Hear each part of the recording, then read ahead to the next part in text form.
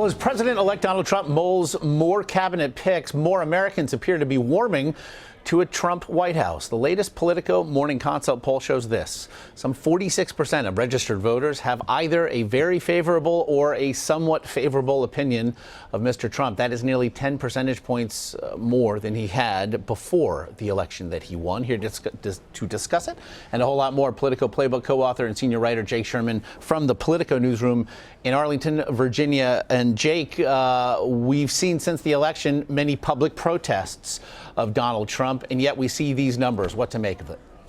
I think people are beginning to see Trump as president. He's not on the campaign trail where he oftentimes lapsed into criticisms of women's weight or any host of, I mean, we can go on forever about all the asides Donald Trump got into on the campaign. He's behind the scenes. He is beginning to assemble a cabinet. He is, again, quiet, not talking off the cuff. So I think people are beginning to get comfortable with him as a leader, or the idea of Donald Trump as president. Jake, President-elect Trump is set to meet with more potential administration picks today. Over the weekend, though, it was a meeting with Mitt Romney that all had their eyes on.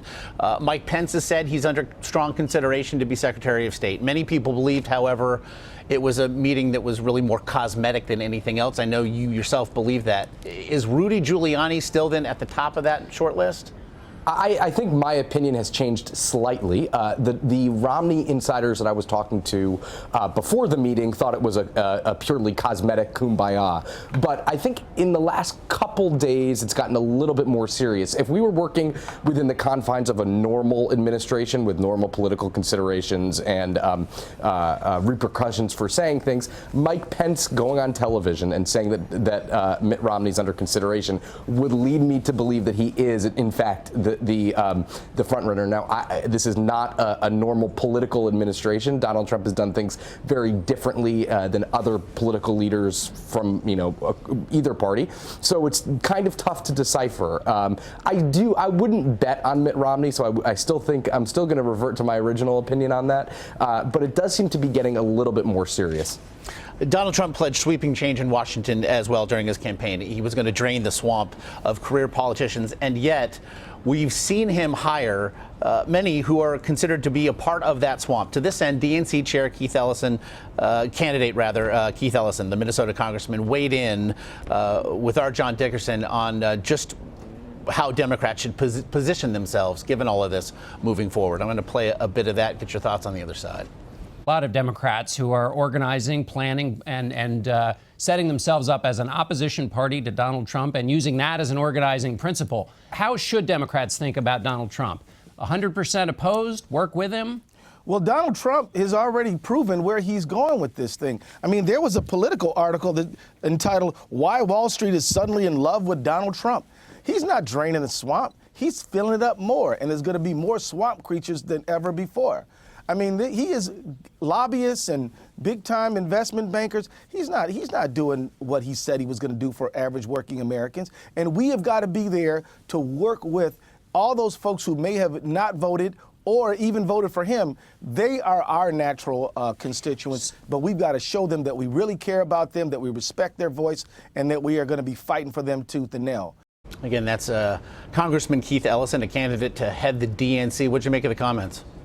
I appreciate him shouting out Politico, and I appreciate the rhyming that he had going on in there, both nice elements. Listen, I think what Ellison is saying is true. Donald Trump has not broken out of the barriers of Washington insiders. Everybody that he's appointed is an insider. Everyone he's meeting with is an insider. So the rhetoric is just that. I will say one thing. Donald Trump is saying that he's going to ban members of his administration from lobbying in the 5 subsequent years after they leave his administration. That is one interesting change that we're hearing about from the new president. On Donald Trump's business relationships, a Washington Post analysis found that over 100 Trump companies have done business in 18 different countries and territories. They include Saudi Arabia, Israel, China, India. What's at stake here?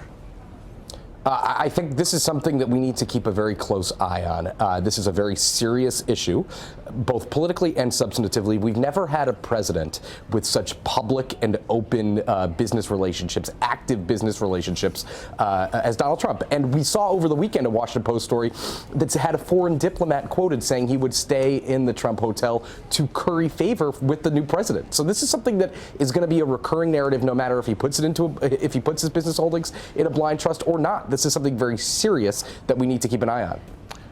Politico Playbook co-author Jake Sherman, as always. Jake, appreciate the time. Thanks, Josh.